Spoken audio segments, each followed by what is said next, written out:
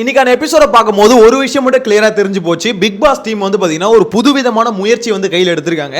அதாவது இவ்வளவு நாள் பிக் பாஸ் பாத்தீங்கன்னா காரி துப்பி பார்த்துட்டாரு. அதுக்கப்புறம் விஜய் சேதுபதி வீக்கெண்ட்ல வந்து காரி துப்பி பார்த்துட்டாரு. ஸோ இதுக்கப்புறம் வேற வழியே இல்லைன்னு சொல்லிட்டு அவங்க வீட்டில் அவங்களுக்கு தெரிஞ்சவங்க அவங்க நண்பர்களை கூப்பிட்டு 50 நாள் ஆச்சு, இன்னும் இவனுங்க கேம் ஆடுற மாதிரி தெரியல, என்ன பண்றானுங்கன்னு தெரியல, சரி நீங்களாவது கொஞ்சம் டைரக்டா பாத்தீங்கன்னா கொஞ்சம் காரி துப்பி பாருங்க, அப்பயாவது கொஞ்சம் திருந்துறானுங்களான்னு பார்க்கலாம்னு சொல்லிட்டு ஒரு புதுவிதமான முயற்சியை கையில் எடுத்திருக்காங்க அப்படின்ற மாதிரி தான் சொல்லணும். ஏன்னா இது வரைக்கும் எந்த சீசன்லையும் பாத்தீங்கன்னா 50 நாளைக்கு வந்து இந்த மாதிரி எல்லாரும் துப்ப வச்சிருக்க மாட்டாங்க. நார்மலா வந்து வீட்டு கூட பேசுங்க அப்படின்னு கூட பண்ணிருக்காங்களே தவிர இந்த மாதிரி டைரக்டா பாத்தீங்கன்னா மொத்த பேரும் அட்வைஸ்ன்ற பேர்ல காரி காரி துப்புறாங்க அப்படின்ற மாதிரி தான் சொல்லணும். இது மட்டும் இல்லாம இன்னைக்கான எபிசோட் ரொம்பவே இன்ட்ரெஸ்டிங்கா இருந்தது.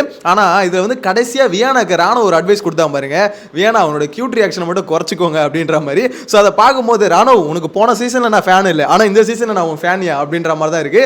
ஏன்னா மக்களோட ஒட்டுமொத்த குரலா நீ ஒன்று சொன்ன பாரு, அந்த ரியாக்ஷனை குறைச்சிக்கோங்கன்னு அப்பா அல்டிமேட் அப்படின்னு